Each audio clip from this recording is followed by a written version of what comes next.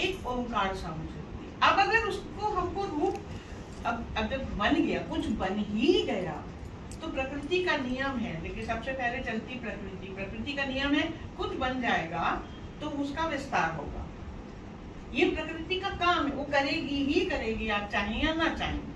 आप अगर बीज बो देंगे तो उसमें अंकुर फूटेगा ही फूटेगा। ताला लगा के बंद कर दीजिए तो भी, आप कितनों दवाई खा लीजिए, मेकअप शेकअप कर लीजिए, का शरीर बढ़ता ही जाएगा, और जब एक लिमिट पे पहुंच जाएगा तो उसका विसर्जन भी हो जाएगा। ये प्रकृति है।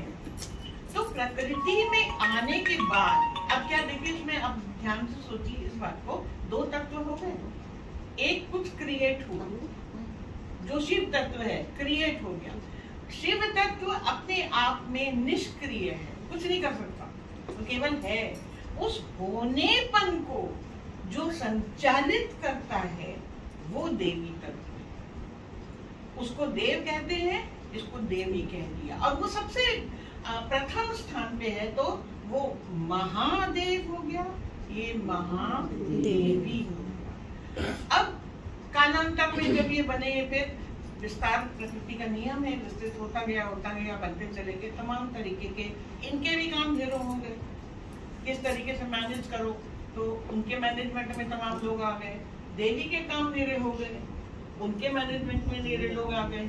अच्छा, अब देखो, हम लोग नौ दुर्गा में 9 देवियों की उपासना करते हैं, 9 दिन तक।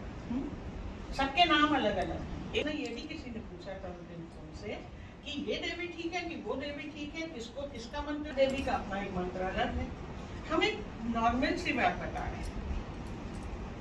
इनका नाम सुषमा है, इनके हस्बैंड इनको डार्लिंग बोल देंगे, इनके बच्चे इनको मम्मा बोल देंगे, इनकी माँ इनको बिटिया बोल देंगी, इनका भाई गुस्सा हो जाएगा तो बेवकूफ बोल देगा।